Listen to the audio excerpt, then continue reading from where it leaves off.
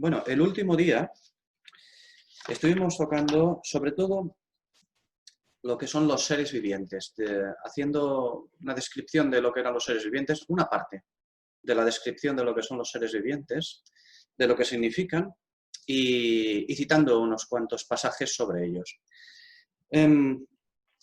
Dijimos, después de leer todos estos pasajes, que los seres vivientes los vemos en Ezequiel como querubines, pero vemos también estos mismos seres vivientes en Isaías y se les llama serafines.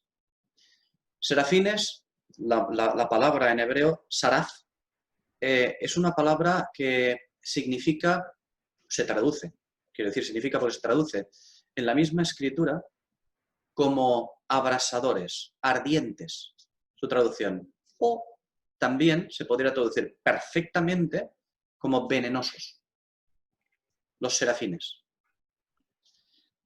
La expresión, o sea, venenosos en el sentido porque se habla de las famosas serpientes ardientes, aquellas que mordían y moría el pueblo por su mordisco, ¿no? En el desierto. Se habla de eso, de las serpientes ardientes, las serpientes venenosas. Esos son los llamados serafines. Parece como si fueran diferentes seres vivientes, los serafines y los querubines. De hecho, a veces se habla de que son seres angélicos. Bueno, personalmente, no sé si lo comentamos el otro día, personalmente no creo que los seres vivientes sean seres angélicos. Si se quiere decir seres angélicos en el sentido de que son seres celestiales, moradores, de acuerdo, son seres celestiales como los ángeles y como todos los moradores de los cielos, pero los ángeles es otro tipo de ser creado, diferente a los querubines. Son diferentes. No creo que sean categorías angélicas. De hecho, si no me equivoco, solamente vemos que quien tiene alas son los querubines, son los seres vivientes, los únicos que disponen de alas. Ni siquiera vemos en la escritura como tal diferenciados a ningún ángel con alas. Vemos que vuelan, pero no significa que tengan alas, los ángeles.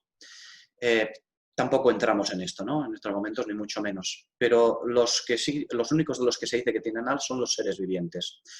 Y no son ángeles. Son seres creados, pero no ángeles. Los ángeles tienen otra misión. De hecho, los ángeles su ministerio es profético. El ministerio de los ángeles es un ministerio profético, de anunciación profético. En cambio, esos mensajeros son así. En cambio, los seres vivientes tienen otro tipo de ministerio. Si comparamos todos los pasajes que comentamos el otro día, nos daremos cuenta, primero, que cuando aparece el trono, hay juicio. Cuando aparece el trono de Dios, hay juicio. Cuando se menciona a los seres vivientes, a los querubines, en la aparición del trono, cuando se les menciona a ellos, lo que hay es juicio, pero inminente. Juicio inminente, pronto. Siempre es así. Todos los pasajes en los cuales encontremos a los seres vivientes, encontraremos un anuncio de juicio inminente. Y los encontramos aquí y no es menos. Aquí en Apocalipsis no es menos. Decíamos que los seres vivientes se ven en Ezequiel como querubines y se ven después también una descripción muy similar, casi idéntica, en Isaías como serafines. Aquí vemos simplemente que se les llama, en Apocalipsis se les llama seres vivientes. Aquí estos seres vivientes podemos decir que tienen las características, aquí en Apocalipsis, tienen las características de los querubines y de los serafines.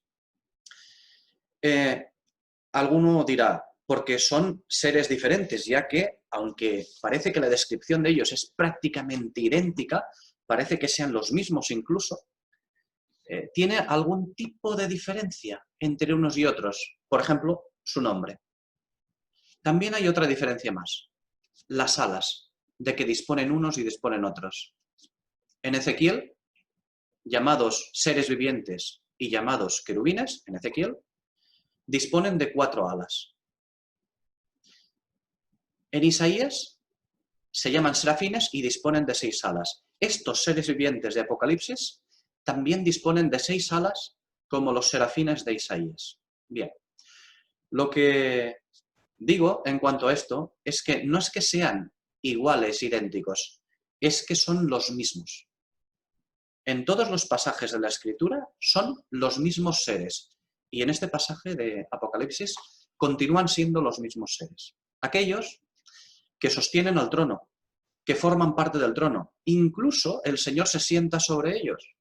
Incluso en algunos aspectos se ven como si, no digo que sean el trono, pero como si fueran el trono mismo. Son seres que tienen los atributos del Señor, o de alguna manera transportan los atributos del Señor.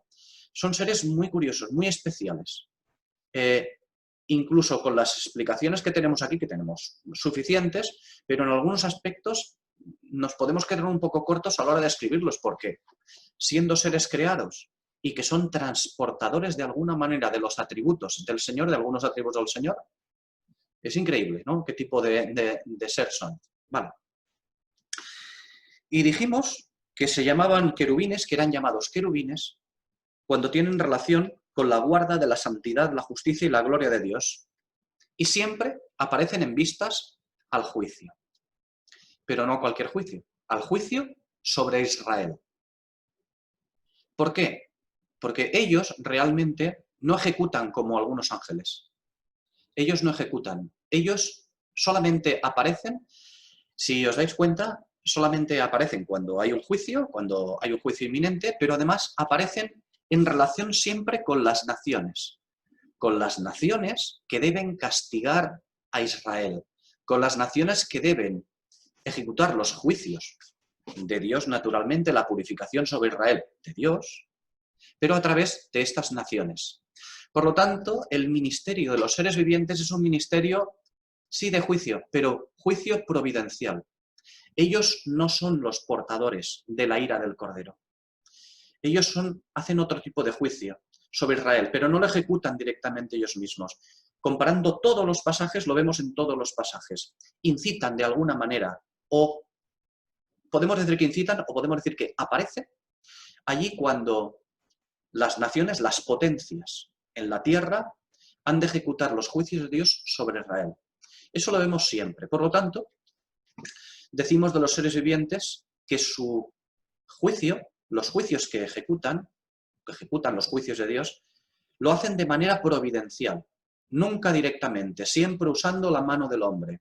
Concretamente, siempre aparecen utilizando las mismas manos, las manos de las potencias, las naciones potencias en cada época en la tierra. Y aquí, en Apocalipsis, pues no son menos.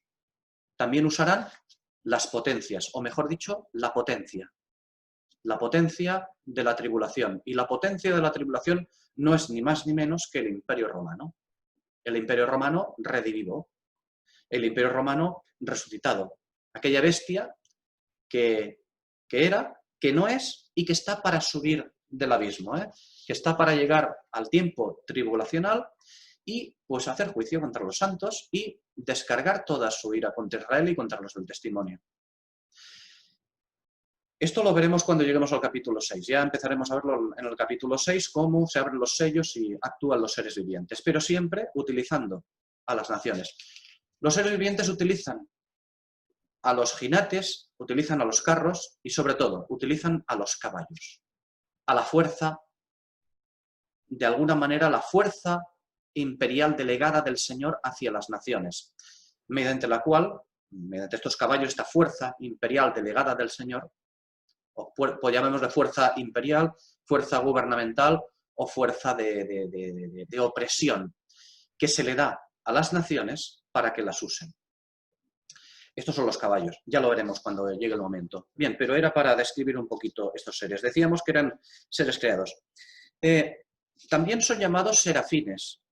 Hemos dicho que son llamados querubines cuando tienen relación con la guarda de la santidad, de la justicia y la gloria del Señor. Incluso lo vemos en el mismo templo, lo vemos en el tabernáculo y lo vemos sobre el arca, ¿no? La guarda de la justicia y la santidad del Señor. Incluso los vemos en Edén, fuera del huerto. Y que son llamados serafines cuando cuando tienen relación con el pecado y la necesidad de purificación del hombre sobre el pecado. Es curioso porque se descubren sus caras y sus pies porque les ofende el pecado. Y ofrecen el carbón a Isaías. Ese es el ministerio que tienen cuando son serafines. ¿Vale? Y evidentemente están relacionados con el trono. Antes de entrar a algunas características más sobre los serafines y los querubines, es decir, sobre los seres vivientes, son los mismos seres, me gustaría volver a citar una escritura que habla de un querubín especial, de Satanás. Será muy rápido. Dice en Ezequiel 28, tú eras el sello de la perfección, lleno de sabiduría y acabado de hermosura. En Edén, en el huerto de Dios estuviste. De toda piedra preciosa era tu vestidura, de cornerina, topacio, jaspe, crisólito, berilo y ónice, de zafiro, carbunclo, esmeralda y oro. Los primores de tus tamboriles y flautas estuvieron preparados para ti en el día de tu creación. Tú, querubín grande, protector, yo te puse en el santo monte de Dios, allí estuviste. En medio de las piedras de fuego te paseabas. Perfecto eras en todos tus caminos desde el día que fuiste creado hasta el día que se halló en ti maldad. A causa de la multitud de tus contrataciones fuiste lleno de iniquidad y pecaste. Por lo que yo te eché del monte de Dios y te arrojé de entre las piedras del fuego. Oh querubín protector. Se enalteció tu corazón a causa de tu hermosura. Corrompiste tu sabiduría a causa de tu esplendor. Yo te arrojaré por tierra. Delante de los reyes te pondré para que miren en ti. Con la multitud de tus maldades y con la iniquidad de tus contrataciones, profanaste tu santuario. Yo, pues, saqué fuego de en medio de ti, el cual te consumió y te he convertido en ceniza sobre la tierra. Como decía, antes de tratar algunas características importantes que tienen los querubines, las siguientes características, numerarias sobre todo, me gustaría que hagamos una reflexión sobre este querubín especial, sobre Satanás. Sabemos que Satanás, la Escritura lo describe como el adversario, principalmente como el acusador entre los hermanos. Lo vemos en el libro de Job, lo vemos en el libro de Zacarías, si no me equivoco, cuando acusa al sumo sacerdote Josué, etcétera, etcétera. Siempre como acusador. De alguna manera, Satanás es el encargado de sacar nuestras miserias delante de Dios. Él nos acusa ante Dios. No nos acusa ante nadie más, nos acusa ante Dios. Es su trabajo. Acusarnos ante Dios. ¿Para qué? Para incitar a Dios a actuar contra nosotros. Eso es lo que hace Satanás. Y me gustaría decir algo, en forma de pregunta también. ¿Hay alguna diferencia entre el ministerio de los querubines, de los seres vivientes, y el de Satanás? Realmente son muy, muy parecidos. Quiero decir que lo que hace Satanás, la actuación de Satanás, al menos una parte muy importante de la actuación de Satanás, que es la de acusación, realmente es conforme a su naturaleza. Quiero decir que es conforme a la naturaleza de los seres vivientes. En el fondo, si pensamos sobre todos estos pasajes en los cuales se describe a los seres vivientes, y ojo, no estamos diciendo que los seres vivientes tengan una naturaleza mala o sean los encargados del mal, no, ni mucho menos.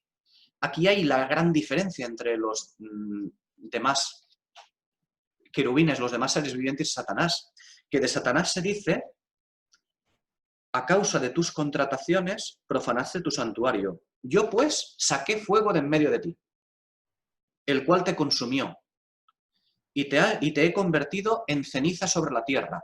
Los seres vivientes de los que hablamos, de los que habla la Escritura, todos son fuego. Ellos cogen el fuego, ellos no son ceniza, los seres vivientes, ellos son fuego. En cambio, Satanás es diferente.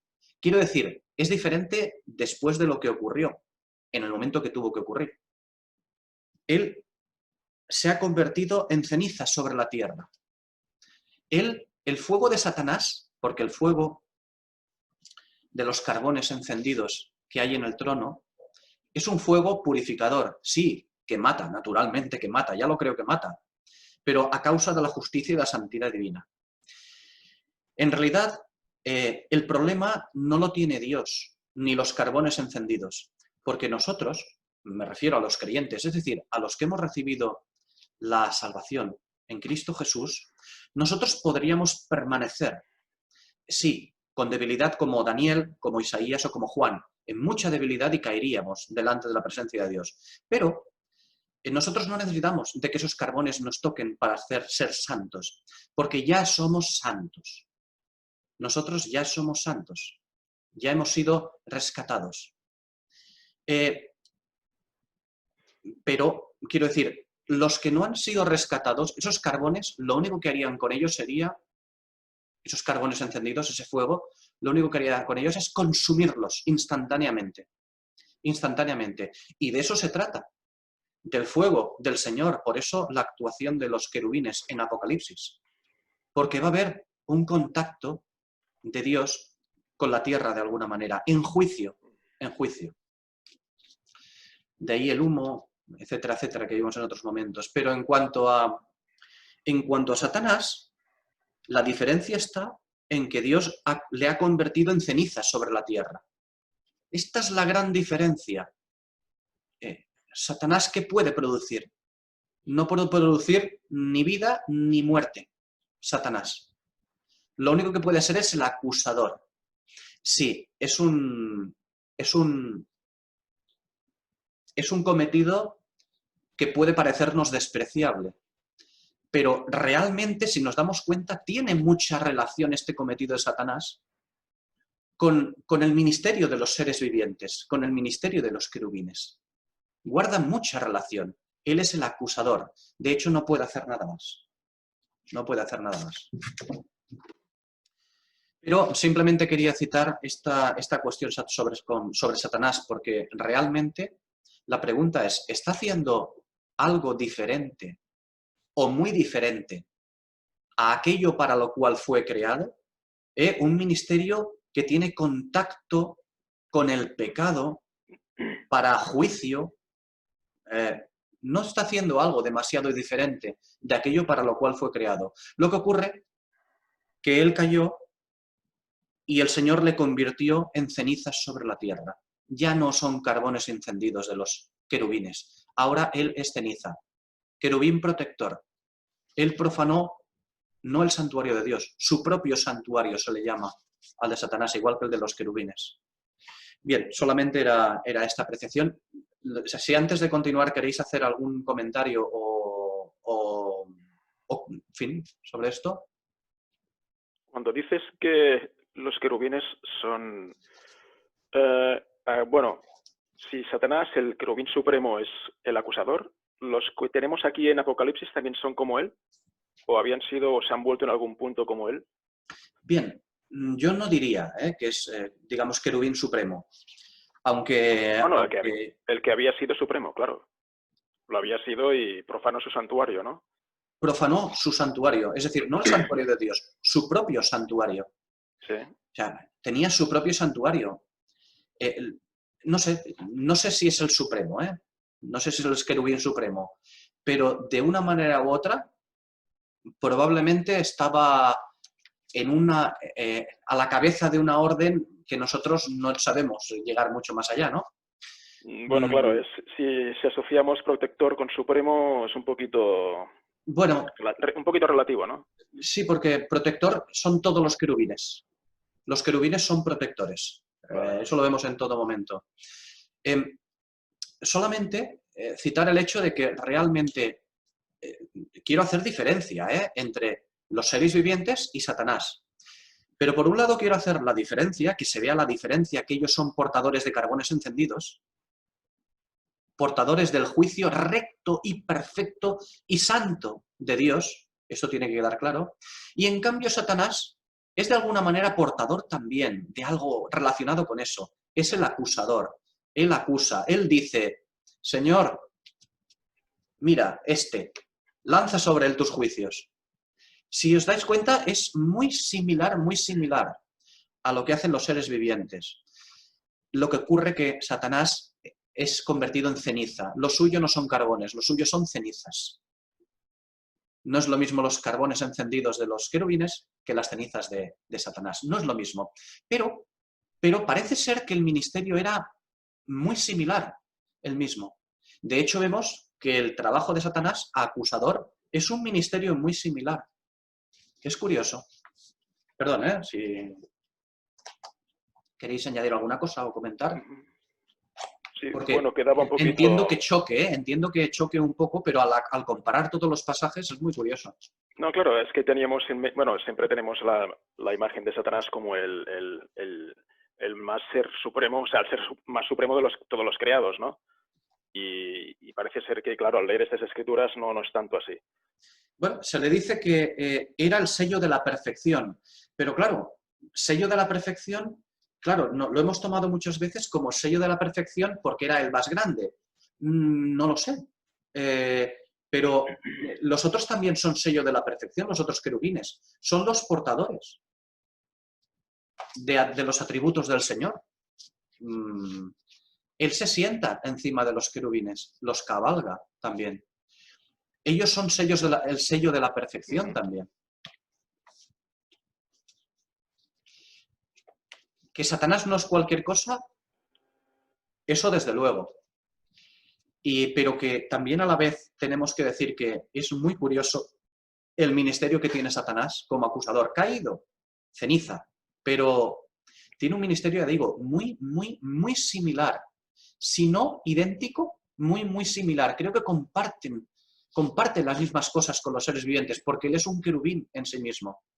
Es curioso, el acusador, el que incita, él incita a Dios. ¿Has visto ese? ¿Has visto? Pues atácale. Atácale porque es pecador, es malo. Y ya digo, es un ministerio despreciable, puede ser, sí, pero forma parte de su naturaleza creada.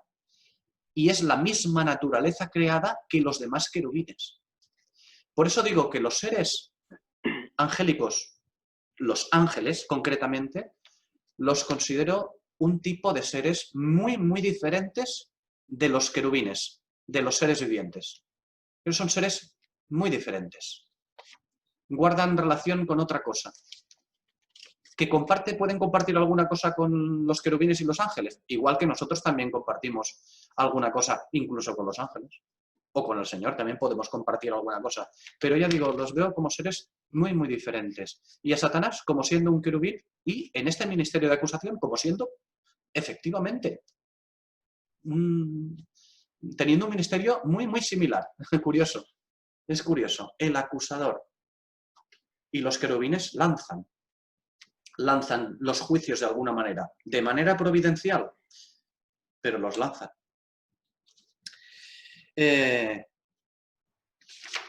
Bien, una vez dicho todo esto, podemos pasar también a ver realmente los aspectos los cuales citaba sobre los querubines. Unos aspectos, concretamente.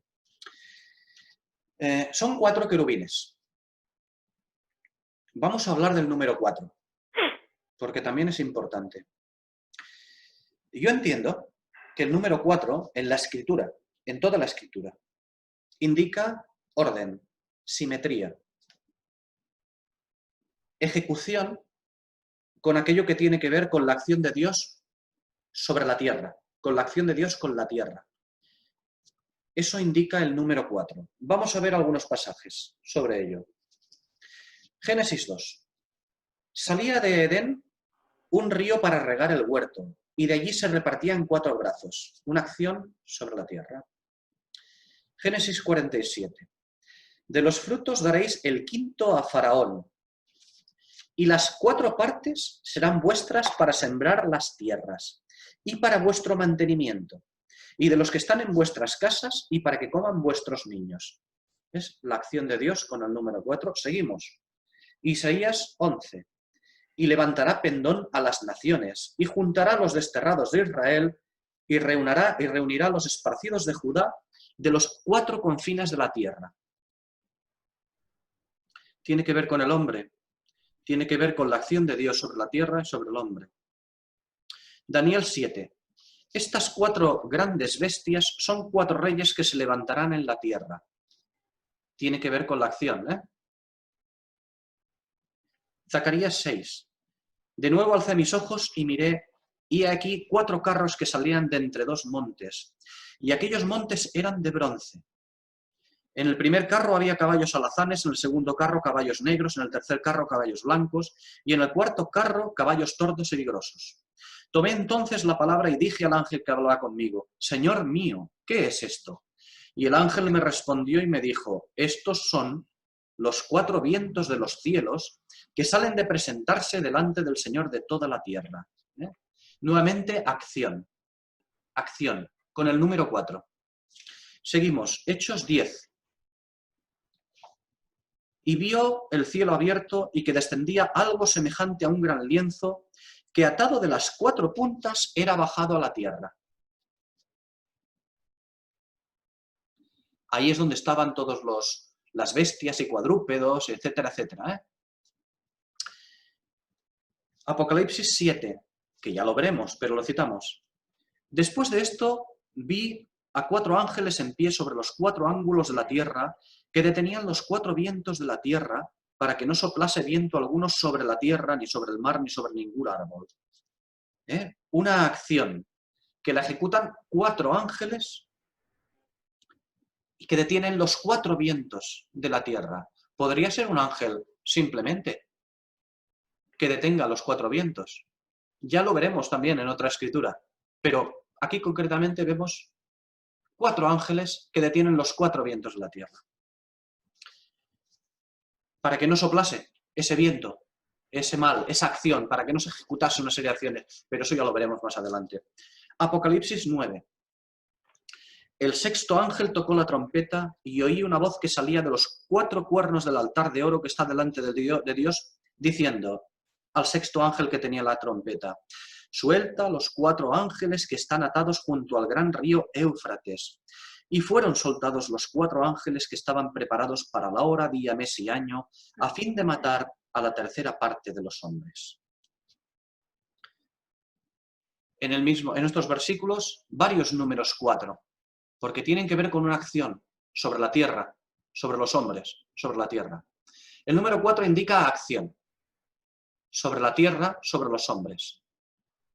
Si a eso le sumamos que tenemos que hablar de caballos, de 4 caballos, con 4 jinetes o 4 carros, que tenemos que hablar, o sea, si a eso le sumamos eso, tendríamos que añadir ya algo más sobre ese número 4 porque le hemos añadido los jinetes, quiero decir, la escritura. Si a eso le sumamos los 4 vientos de la tierra, tenemos que añadirle cosas. Es decir, habla de una cosa más, ¿no? Con ese número 4. Bueno, lo que digo es que los 4 seres vivientes, por ese número 4, nos hablan de la acción de Dios sobre la tierra en relación con su santidad, justicia y gloria. Número 4, aplicado a los seres vivientes. El número 4 en sí mismo es una acción de Dios sobre la tierra. El número 4, aplicado a los seres vivientes, 4 seres vivientes, nos hablan de la acción de Dios sobre la tierra en relación con su santidad, justicia y gloria. No amor y gracia. Justicia, aplicar una acción. Ya hemos visto el número 4. Ahora vamos a ver el número 6.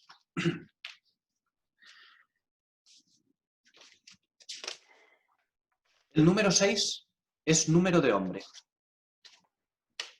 ¿Vale? Más que nada porque el número 4 aquí concretamente está aplicado a los seres vivientes, que son 4, y el número 6 se aplica a las alas de los seres vivientes. Las alas las veremos ahora enseguida, pero primero el número 6, porque son 6 alas. Son 6 alas, no 4. Es curioso, ¿eh? Porque los seres vivientes de Ezequiel tenían 4 alas solamente. Con 2 se cubrían el cuerpo entero y con las otras 2 volaban. En Isaías se dice que tenían los serafines 6 alas. Con 2 se tapaban el rostro, la cara, con 2 se tapaban los pies y con las otras 2 volaban. Es decir, ambos tipos de seres vivientes vuelan, pero los que vemos en Isaías se cubren con 2 alas el rostro y con 2 los pies, no se cubren todo el cuerpo. En cambio, en Ezequiel sí se cubrían todo el cuerpo. Y decimos, ¿son diferentes seres vivientes? No, son los mismos. Son exactamente los mismos que aparecen con 4 alas en una situación, porque esa situación requiere que sean 4 alas, y requiere que se tapen el rostro, o se tapan el rostro y los pies y tal, o se tapen el cuerpo, y en otro sitio requiere que requiere que tengan 6 alas, por un motivo u otro. O tienen 6 alas en unos momentos y tienen 4 alas en otros, porque así debe de ser. Y no son diferentes seres vivientes, son los mismos. Espero que nadie de los que nos escuche o nos vea piense, ay, pero ¿cómo puede tener 4 y 6 de manera diferente? O una cosa u otra. Vamos a reñir, deberíamos reñir. Los pensamientos humanos no son buenos aquí, ¿no? Debemos de ver lo que el Señor nos muestra, nada más, ¿no? Pero digo que son los mismos. Vamos a ver el número 6. El número 6 decíamos que es número de hombre. Esto lo sabemos. Sabemos que es número de hombre, ¿vale? Hasta aquí es fácil. Y nos habla del hombre. Y nos habla del hombre y de su necesidad. El número 6. Es número de hombre, pero nos habla del hombre y de su necesidad. Es decir, el número 6 no indica plenitud o, mejor dicho, completitud, como indica el número 7, sino más bien la falta de esta completitud. Eso indica el número 6. No indica imperfección como una cosa mala, imperfecta concretamente. Indica imperfección el número 6 porque no está completo, como el número 7. Aprovechamos para decir que el número 7 a veces se le ha llamado el número de la perfección. Bueno, si alguien le quiere llamar al número de la perfección en el sentido de que algo esté completo, absolutamente, vale. Pero el número de la perfección concretamente es el número 3, ¿de acuerdo? El número 3 es el número de la perfección. Así como el número 1 es el número de la unidad o la unicidad también. El número 3 es el número de la perfección. Ahora no es momento de estudiar estas cosas, pero solamente citarlo.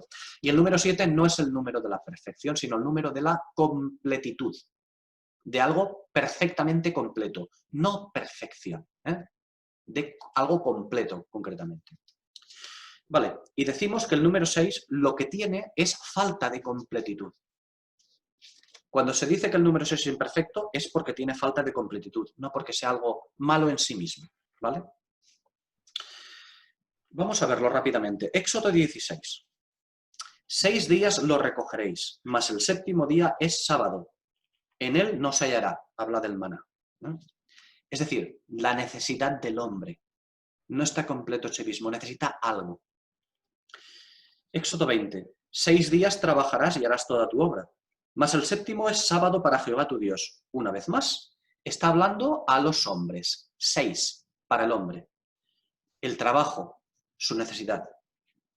Éxodo 21. Si compras siervo hebreo, 6 años servirá, mas al 7º saldrá libre, de balde. Otra vez la necesidad del hombre. Y todo siempre se habla con el número 6. Éxodo 23. 6 años sembrarás tu tierra y recogerás su cosecha. Ya sabéis que aquí lo que vendría es, y al 7º, al completo, pero al completo ocurrirá algo, al 7º año, que ya no tiene que ver con el hombre. Pero mientras duren esos 6 años, el número del hombre, el hombre sembrará su tierra y recogerá su cosecha. El número 6 tiene que ver con el hombre. El número 7 con el descanso. El número 7 tiene que ver con la completitud. ¿Quién descansará? ¿El hombre al 7º? Sí, pero es el descanso de Jehová. Es el descanso del Señor. Es el año apartado para Él, igual que el día de la semana apartado para Él. El número 7. Éxodo 28. 6 de sus nombres en una piedra y otros 6 nombres en la otra piedra, conforme al orden de nacimiento de ellos. Hablaba de las piedras en las cuales tenía que estar marcados los nombres del pueblo de Israel.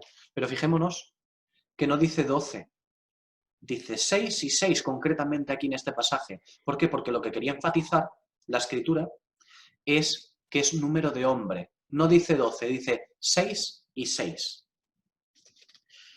Números 35. Estas 6 ciudades serán de refugio para los hijos de Israel y para el extranjero y el que more entre ellos, para que huya allá cualquiera que hiera de muerte a otro sin intención. Las famosas ciudades de refugio. 6. ¿Por qué? Porque es el número del hombre que tiene necesidad. El hombre está imperfecto e incompleto. Y como está incompleto, tiene necesidad de comida, de bebida, de trabajo, de recuperación de siervo, de recuperación de la libertad, y tiene falta de ciudad de refugio. Por lo tanto, quiero decir, he citado estos pasajes para entender, ¿no?, la necesidad del hombre, que es número de hombre, y de su necesidad. Vale, y ahora las alas. ¿Por qué he estado citando todo esto? Porque tenemos que ver que son 4 seres vivientes, tenemos que ver que tienen 6 alas también, y veremos el porqué. Y ahora vamos a ver las alas.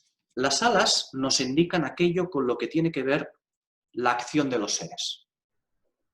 El número 4 es una acción sobre la tierra, de alguna manera. El número 6, número de hombre. Y las alas nos indican lo que tiene que ver con la acción de los seres vivientes, de cómo actúan. En el Arca del Pacto y en el Templo, primer libro de los Reyes, capítulo 6, ¿cuántas alas tienen? Porque había dicho que en Ezequiel tienen 4 y en Isaías tienen 6, y aquí en Apocalipsis tienen 6. Pero, ¿cuántas alas tenían en el templo, o en el tabernáculo, o en el Arca del Pacto? Solo 2. Tenían 2 alas los querubines. Los querubines, su trabajo, en el arca, encima del arca, en el templo, en el tabernáculo, ahí su trabajo era proteger la gloria de Dios. En el tabernáculo, en el templo, no vuelan. No vuelan. Es decir, no hay acción de juicio. Si no vuelan es que no hay acción de juicio. Y por lo tanto tampoco tienen necesidad de cubrirse ante la gloria de Dios donde no hay pecado que juzgar. En Ezequiel se cubren el cuerpo entero. Tienen 4 alas en Ezequiel y se cubren el cuerpo entero. Dijimos en Ezequiel que hay acción de juicio. Son 4 alas, lo que indica juicio sobre la tierra. 4. Juicio sobre la tierra. Israel perderá su posición. Esto nos referimos a Ezequiel. Y se cubren el cuerpo entero. ¿Por qué? Porque no hay purificación serafínica. Solo juicio. En Ezequiel solo hay juicio. No hay purificación serafínica. Con el tizón encendido. Los de Ezequiel indican juicio, única y exclusivamente. Si los querubines de Ezequiel, es decir, la potencia judicial, no se cubriesen el cuerpo, y aquí la pregunta, ¿por qué los querubines de Ezequiel se cubren el cuerpo cuando se indica un juicio inminente sobre Israel? Se cubren el cuerpo porque si no se cubriesen el cuerpo, Israel habría sido consumida. Habrían caído todos los fuegos de Dios sobre ellos. He aquí una escritura también que habla de algo parecido, cuando dice que Él, el Señor, no cambia. Dice, yo no cambio, si no, habría sido consumido. Y este es un elemento que vemos allí en los querubines de Ezequiel, que se cubren el cuerpo, y si no se hubiesen cubierto el cuerpo, Israel habría sido consumida. En Isaías tienen 6 alas. Es decir, tienen 6 alas y también vuelan, anuncian juicio. en el vuelo. También. 2 cubren su rostro, es decir, el pecado ofende a la vista. Y 2 cubren los pies. Los pies es lo que se ensucia. El 6 dijimos que indica la necesidad del hombre de purificación. Y los pies es con lo que se cubren. También aquello que se ensucia. Recordad esa expresión de lo que les queda a los hombres es lavarse los pies en el caminar diario. He aquí esta conexión de contacto del carbón encendido de Isaías. Los serafines indican también purificación. O mejor dicho, no purificación en sí misma, porque los serafines también indican juicio, y juicio inminente sobre la tierra, sobre Israel. Pero indican también que este juicio, que los serafines simplemente, al ver a los serafines simplemente vemos juicio que caerá sobre Israel, de manera providencial a través de las naciones. Al ver a los serafines, las 6 alas también indican que este juicio, este mismo juicio, lo que indica es que lo que va a hacer el Señor con este juicio es purificar a Israel. Le va a dar estopa, mucha estopa. Pero esa misma estopa va a conseguir purificación. ¿Por qué? Porque ya vemos en otros pasajes que la intención del Señor es purificar a Leví, es purificar a Israel, como al oro y como a la plata. Y decíamos que en el arca del pacto, para volver otra vez, en el arca del pacto tienen dos alas y no vuelan. Las utilizan para tocarse unos a otros y las utilizan para cubrir, para proteger la gloria de Dios, la Shekinah. Y decimos que no se cubren los serafines, los querubines, los seres vivientes que aparecen en el templo, en el arca, en el tabernáculo, no se cubren porque no tienen necesidad de cubrirse ante la gloria de Dios. Porque allí no hay pecado que juzgar. Ya hay elementos para juzgar el pecado, para que haya sanidad, salvación para el pueblo de Israel. El altar de bronce, el altar de oro, etcétera, etcétera. O sea, ya hay los elementos, por lo tanto no tienen que cubrirse. Cuando se entra al tabernáculo, hay ahí los elementos de purificación, los elementos de juicio. Dios ha provisto elementos, proveyó elementos de juicio al pueblo de Israel en el tabernáculo, ya. El altar de bronce, por ejemplo. Por lo tanto, como ahí está el bronce, los querubines no tenían necesidad de cubrirse. Es importante. Y ahora pasamos aquí para ver estas alas. Aquí en Apocalipsis, las 6 alas nos hablan del carácter de estos seres vivientes. Tienen un carácter de serafines, es decir, abrasadores o ardientes. Nos hablan de este carácter de serafines, nos hablan del temor ante la santidad, la justicia y la gloria de Dios y de la necesidad de purificación del hombre para poder acceder a su presencia, a la presencia del Señor. Nos hablan de esto. El gran juicio de la tribulación va a dar comienzo. Eso es cierto, pero no dice que se cubran como si se cubrían en Isaías y se cubrían en Ezequiel. El sacrificio del Señor en la cruz, que no había sido efectuado cuando se manifestaron en el pasado los seres vivientes, en Isaías o en Ezequiel, el sacrificio, decíamos, del Señor en la cruz es la puerta a la salvación en medio de los juicios. En medio de los juicios habrá puerta a la salvación del Señor. Esos juicios que caen, sobre todo, inducidos o manifestados por los seres vivientes sobre Israel, usando a las naciones, en este caso a la nación, a la potencia extranjera, a Roma, a la bestia. Esos juicios, dirigidos por estos seres vivientes, van a caer sobre Israel, pero sí que tienen una puerta abierta. Y la puerta la abrió el Señor cuando inauguró el nuevo pacto, en la cruz del Calvario. Por lo tanto, no se cubren. Hay un elemento para ellos muy importante, y es esa cruz. Dice también estos versículos sobre los seres vivientes, que dice que tienen ojos delante y detrás, por dentro y por fuera. Disculpad que nos entretengamos tanto con estos detalles, pero es que son importantes. Cuando hace la descripción de los seres vivientes, es importante que busquemos qué significan estos detalles, porque si no, no haría esta descripción de los seres. Dice que tienen ojos delante y detrás, por dentro y por fuera. Claro, estos son atributos del Señor, atributos de Dios que tienen los seres vivientes. Es la percepción divina, es la omnisciencia y la omnipresencia. Son portadores. Ya lo dijimos, los seres vivientes son portadores de atributos del Señor. Son portadores de la omnisciencia y la omnipresencia. El Señor los usa para esto.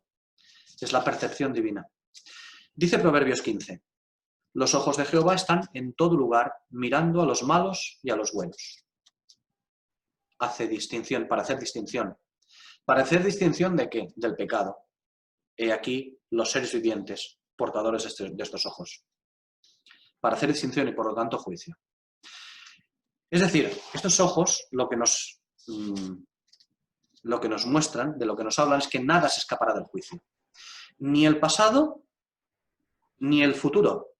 Ojos delante y detrás. Ni lo oculto en nuestro interior, ni lo manifestado externamente. Ojos dentro y fuera.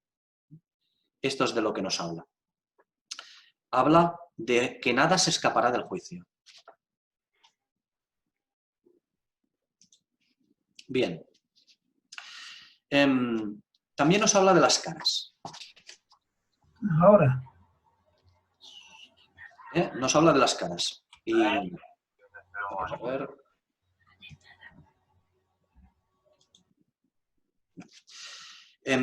Las caras de estos seres vivientes nos manifiestan los caracteres de aquel que viene a ejecutar el juicio y a tomar lo que es suyo.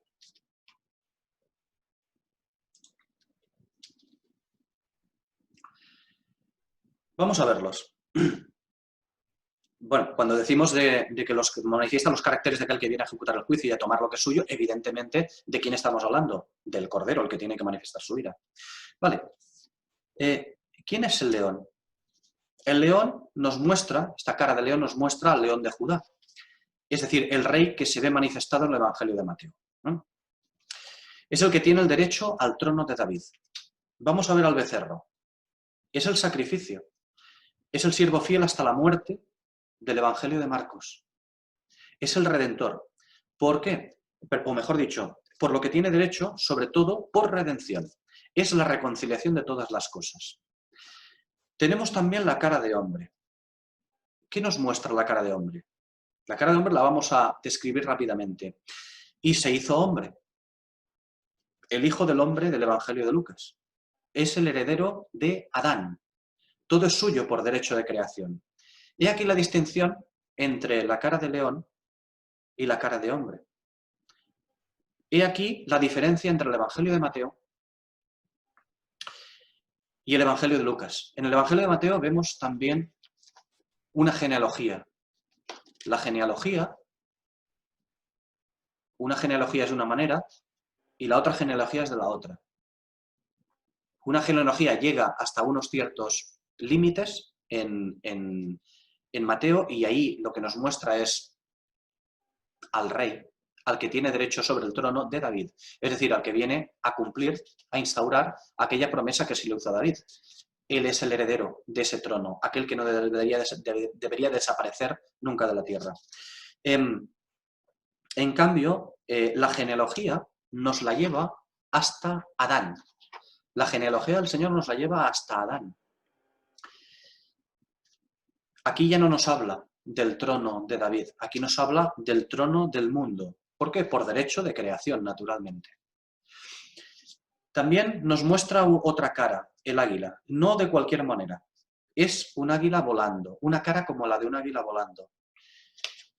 Evidentemente, aquí nos habla del Evangelio de Juan. ¿Por qué? Porque el Evangelio de Juan le enlaza al cielo. ¿A dónde? Al trono. Ya lo hemos visto el Evangelio de Juan y posteriormente en sus otros escritos. Él nos muestra que es el heredero a la gloria y a la alabanza, incluyendo también la gloria y la alabanza terrenales. El ministerio de Juan y de Daniel naturalmente, es la herencia del trono del mundo, de mano de los gentiles. Este es el ministerio de estos dos. Un águila volando que le enlaza al trono. Siempre. Bueno, y ahora el versículo 8, en el cual se nos habla también de los tres seres vivientes y dice que no cesan día y noche de decir santo, santo, santo es el Señor Dios Todopoderoso, el que era, el que es y el que ha de venir. Si nos fijamos, no es exactamente como se describe en el capítulo 1. En el capítulo 1 vimos que decía del que es y que era y que ha de venir. Aquí no, aquí se nos dice el que era, que es y que ha de venir. En el capítulo 1 lo que hacía era hablarnos de un presente continuo. Cuando comienza diciendo del que es que nos habla de un presente continuo, el eterno. Es decir, el que es precede en el capítulo 1 a las otras expresiones. La diferencia es que aquí en Apocalipsis, en este versículo 8 del capítulo 4, nos habla más bien del Dios de la historia. El Dios que gobierna todas las cosas desde siempre. Y esto está relacionado con los ojos en los seres vivientes y su conocimiento de todas las cosas, del pasado, del presente naturalmente y del futuro, que todo lo guía a Él. Santo, santo, santo es el Señor Dios Todopoderoso. Él es Elohim, es el Dios de la creación 3 veces santo. Pero se nos vuelve a manifestar también como santo, santo, santo. Es el Shaddai, el Todopoderoso. Es Jehová, perdón, es el Shaddai, el Todopoderoso, el Dios de Abraham, el del pacto abrahámico. Es Jehová, el Dios del pacto mosaico, que se le menciona. En definitiva, es Jesús, que viene a juzgar y a reclamar su herencia. Y vemos en estos 3 veces santo que es una constante proclama de perfecta, de triple, santidad en relación con la venida de Cristo. Y el contacto de todo lo caído con la santidad divina, este contacto de todo lo caído con la santidad divina de aquel que viene, no nos habla de la gracia precisamente. Más bien nos habla de lo que continúa diciendo Isaías después de ver a los serafines y de que ellos hayan clamado santo, santo, santo, también aquellos serafines. Isaías nos dice en su capítulo 6, y los quiciales de las puertas se estremecieron con la voz de los que clamaban, y la casa se llenó de humo. Entonces dije, ay de mí que estoy muerto, porque siendo hombre inmundo de labios y habitando en medio de un pueblo de labios inmundos, han visto mis ojos al Rey, Jehová de los ejércitos. De eso se trata. Siempre, siempre, siempre están relacionados con el juicio. Siempre, esto no lo debemos de olvidar. Y en función de que tengan 4 alas o 6 alas, estarán relacionados con el juicio de una manera o de otra. Siempre. El juicio sobre la tierra, el juicio de una acción sobre la tierra, número 4. El juicio número 6, una acción sobre los hombres. Siempre. Y sobre la necesidad del hombre. La necesidad del hombre, en este caso Israel, de la purificación del pecado. Los seres vivientes, ya lo hemos dicho, son querubines, como en Ezequiel, lo que indica la consumación del juicio sobre la tierra. Y también serafines, como Isaías, indicando la quema de purificación.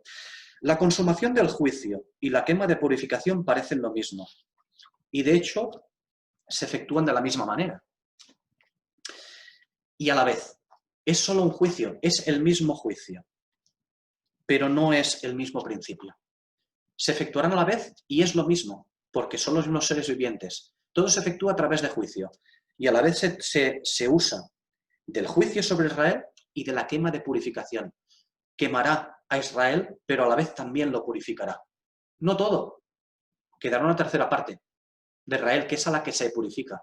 Esto lo podemos ver en otras escrituras, pero ahora perderíamos demasiado tiempo, ¿no?, en tocarlas. Decíamos que, no siendo el mismo principio, a la vez nos muestra los 2 principios del trono. Los querubines por un lado, los serafines por otro. Son los 2 principios del trono.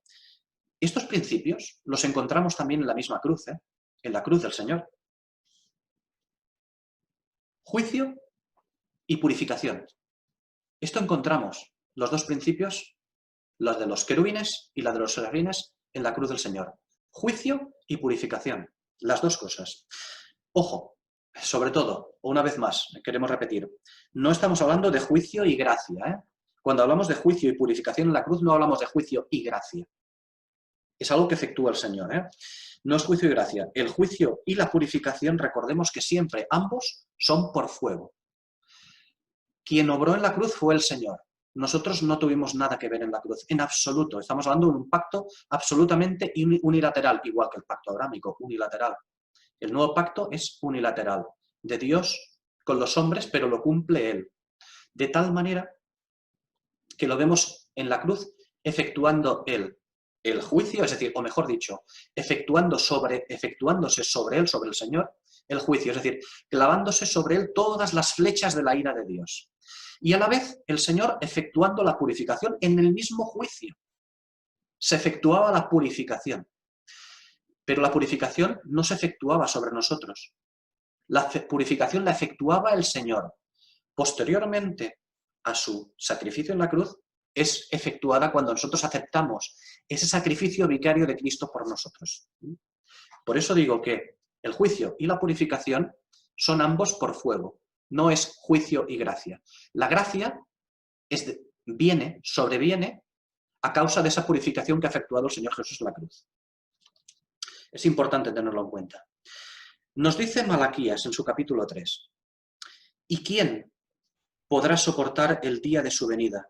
¿O quién podrá estar en pie cuando Él se manifieste? Porque Él es como fuego purificador y como lejía de lavandero. Y se sentará para refinar y purificar la plata, porque purificará a los hijos de Leví. Los refinará como al oro y como a la plata.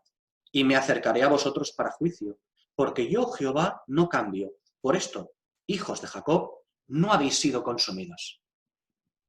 He aquí los dos principios de los seres vivientes, el juicio y la purificación. He aquí esto muy importante, relatado también en estos versículos de Malaquías. Él es fuego purificador.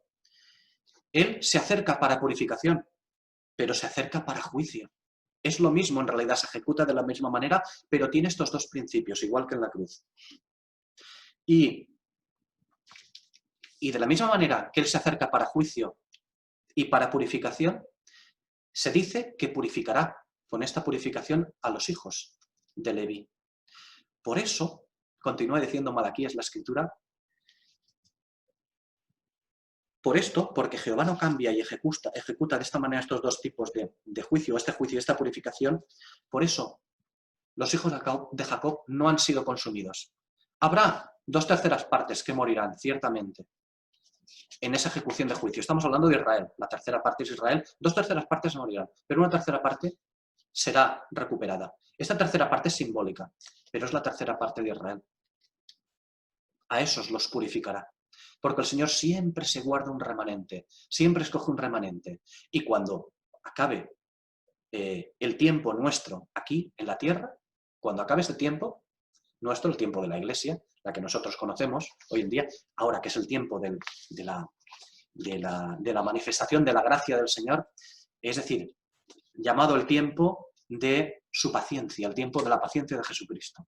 Cuando acabe este tiempo y la Iglesia sea arrebatada, lo que quedará es que se habrá arrebatado la Iglesia, y juntamente con la Iglesia, ¿qué será arrebatado? Aquello que detiene la manifestación del hombre de pecado, el Espíritu Santo que fue dado a la Iglesia. Esto será arrebatado también.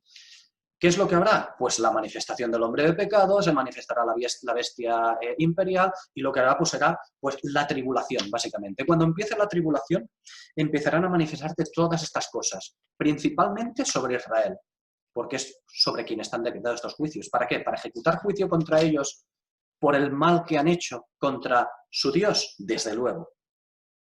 Pero a la vez también para purificarlos, como se purifica a la plata y al oro. No olvidemos, juicio y también purificación. Si hemos visto a lo largo de la historia de estos años, en varias ocasiones, lo que le ha ocurrido al pueblo de Israel, me estoy refiriendo a todo este tiempo desde que nosotros lo conocemos, digamos la historia un poco moderna.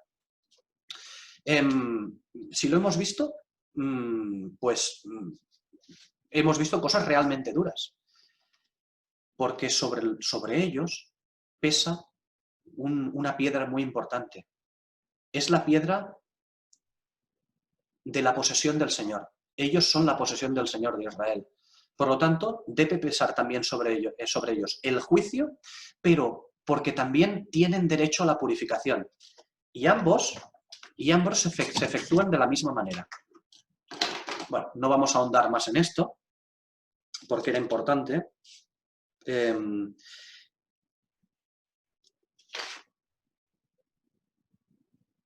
Bien, acabemos muy rápidamente una pequeña porción. Decía que estos seres vivientes reúnen las características de ambos, de los querubines y de los serafines.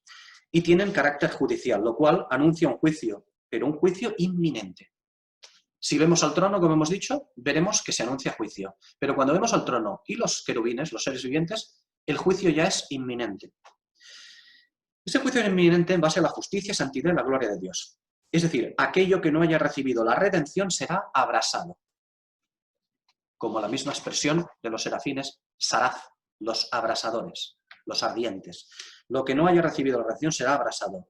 Y ciertamente el contacto con los atributos del Señor produce terrible juicio, como así nos enseñó Uza. Si recordamos en la Escritura, Uza nos lo enseñó así. Que el contacto con los atributos del Señor, el contacto con el Señor, produce muerte inminente, produce juicio inmediato. Y Uza nos lo enseñó en el segundo libro de Samuel, en el capítulo 6. Dice, cuando llegaron a la era de Nacón, Uza extendió su mano al arca de Dios y la sostuvo porque los bueyes tropezaran. Y el furor de Jehová se encendió contra Uza, y lo hirió allí Dios por aquella temeridad, y cayó allí muerto junto al arca de Dios. Claro, nosotros decimos, es que Uza tuvo una buena intención. Eso no hay quien lo dude.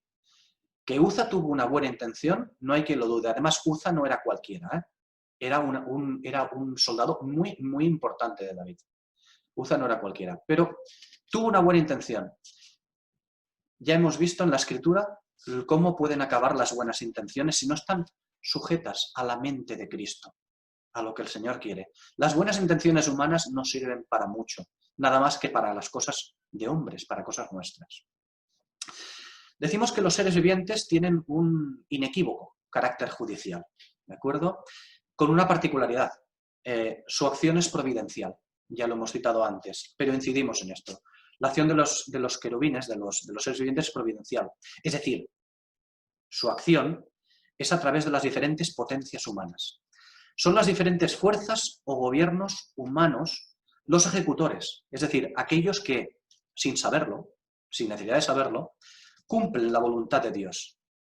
Esto ya lo observaremos mucho más ampliado cuando toquemos el capítulo 6. Pero esta es la manera de actuar de los seres vivientes, a través de las potencias de la tierra que han de ejecutar los juicios de Dios sobre Israel.